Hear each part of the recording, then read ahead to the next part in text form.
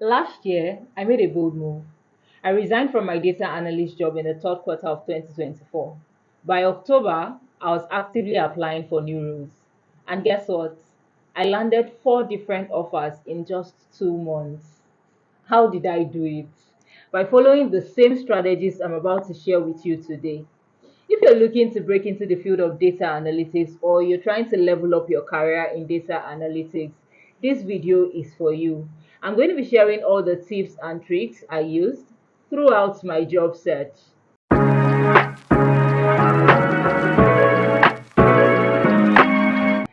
Hello everyone, welcome back to my YouTube channel and happy new year to everyone.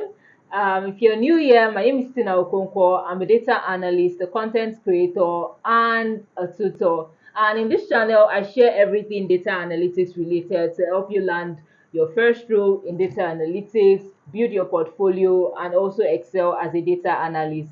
And in today's video, we're going to be talking about something really interesting, tips and tricks for landing your dream data job in 2025. Today's video is really interesting because one of the questions I get asked a lot is, okay, I've taken all of the courses, I've taken boot camps. How do I get to apply for a data analyst job? When do I know that I'm ready to apply for my first data analytics job? A lot of persons have been wondering, how do they move from that learning phase to the earning phase, right? And that is basically what I want to cover in all of all these video. And my video is going to be targeted at three categories of people: those who are looking to transition into the field of data analytics, those who have transitioned and they've probably taken courses, boot camps, but they've not landed their first role, and people who are already working as data analysts, but they're looking to actually level up in the field of data analytics. So let's start with the first category of people, those who are looking to break into the field of data analytics or the data analytics career space. If you're looking to start a career in data analytics, there are several skills and tools that you need to master. And number one is Excel. You need good knowledge of Excel, spreadsheets, and how to use it. You also need to know a visualization tool such as your Power BI or your Tableau. You also need good understanding of SQL, which is also known as structured query language, and either Python or R, which are programming languages. In a consequent video, I'm going to be sharing tips on how to navigate learning these skills and tools. Now, you can either learn these courses online for free or by signing up for boot camps, which leads me to the next category of people, people who have taken boot camps and have also taken courses online. Attending boot camps and learning courses or taking courses are never enough. You still need to do more. By doing more, I mean you need to build capacity in terms of the skills that you have and in terms of other things. And I'm going to be sharing a couple of stuff. I've written down about four things here that I want to share with you today. And number one is to build projects. Now, building projects is actually very, very important. Like, it cannot be overemphasized. Now, this is because projects are sort of like evidence of the skills, the courses, the boot camps that you've attended. And when it comes to building projects, don't use the project from your boot camp or your the course you did. It's very, very important to be very, very strategic about your project. Your project should be able to do three things, and those three things are: one, improve processes, increase revenue, or save costs. Now, this is very important because as data analysts, what we try to do is we try to solve problems. I tell people, as data analysts, you're a problem solver. So we try to solve problems. So whenever you're thinking of a project, your project should be something that solves a problem. And there are several case studies that you can look up online. For example, you could do a project that sort of look at customer churn, or you can do something that optimizes inventory for a retail store. These are sample projects that you can use to build your portfolio. Another way to build your portfolio would be to look at problems in your local communities. All those retail stores, supermarkets, pharmaceutical stores in your location, you can visit them. Think of a problem that you can solve for them. Think of a solution. Come up with a solution that you can use their data to solve for them. This is also another way to help build your portfolio. One mistake people make a lot is this: After building their projects and building their portfolio, they feel like that is the end. But no, that is not true. Something you need to put at the back of your mind is when you build these projects, you need to share them, you need to talk about it. That brings me to the next tip, which is building in public. It's very, very important if you're looking to land your first role to talk about what you're doing as a data analyst. You become some sort of thought leader even by doing this. Whenever people want to think of a data analyst, they are looking at you because they know that this person has been posting something in relating to this. You can look at platforms like Twitter, LinkedIn, and your Medium to use to write articles and share this with people that are actually interested in these particular topics. Another tip is being an active member of the community. Community is something that is so dear to my heart, and I would tell you that two out of the roles I landed was from community. I got a referral. So I'll tell you for a fact that you need to belong to a community. Community is very, very important. It would help spur your growth as an entry level professional. What this means is that you're meeting people who are doing the same thing as you are on, you're getting connected, and whenever there's an opportunity, you get connected immediately.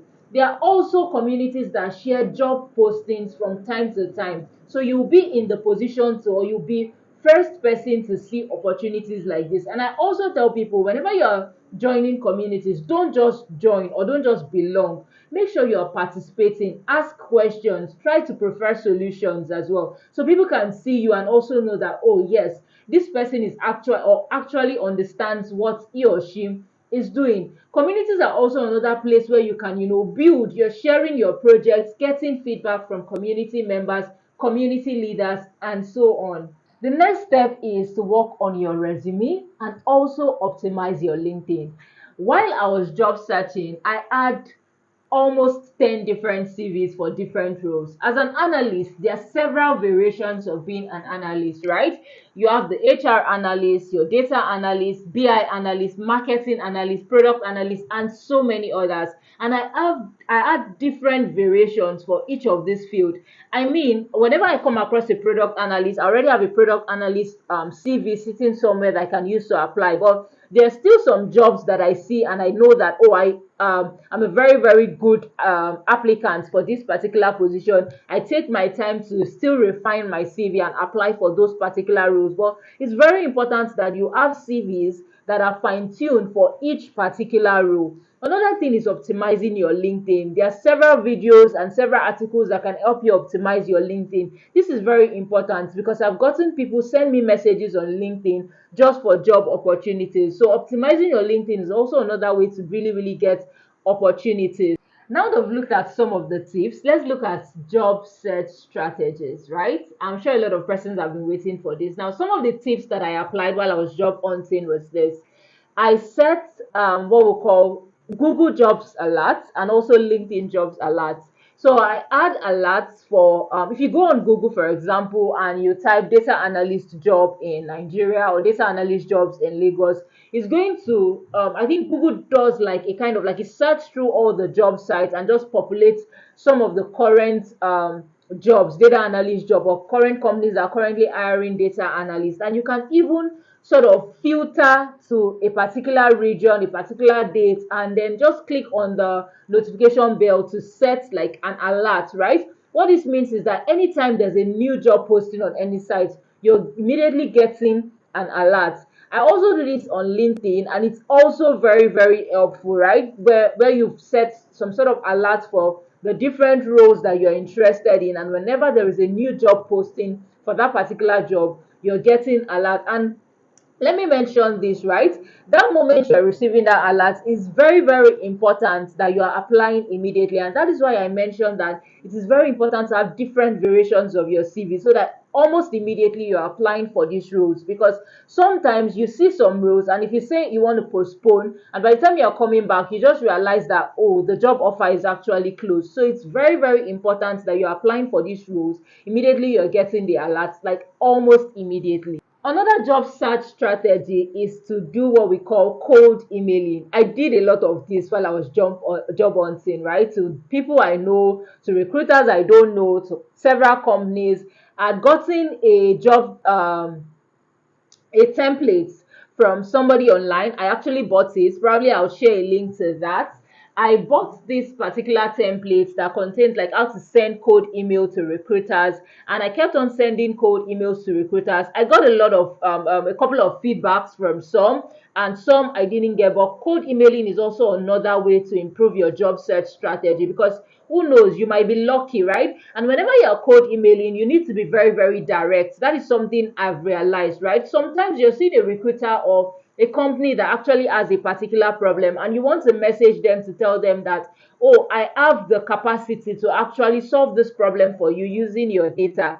And that is where cold emailing comes in, right? Because you're sending emails or you're sending LinkedIn DMs to these people, but you have to make sure that whatever you're coming with some sort of like value. You're putting yourself as a person of value, that you're coming to give value. So this is very, very important. Another thing when it comes to cold emailing that I like, I tell people to do is, I actually saw this tip online, is to search for startups that have just raised funds. Right now, most of these startups, they're looking to get new hires. They're looking to increase their team, get more hands on the team. So if you look for these startups, I think there's like a site where you can see a list of people who have gotten a list of startups that have gotten funding. If you look for these startups, send a cold email to them. Who knows, they might be hiring you next.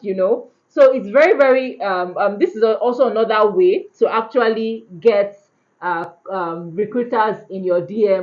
Now, for the last set of people that are looking to upskill and level up their career, something I would mention is this: make sure that your CV is properly optimized. And what do I mean?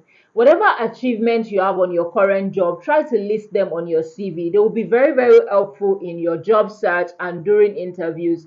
I'll be recording another video on how to scale interviews, the different stages, and up onto the stage of accepting your offer and even rejecting an offer.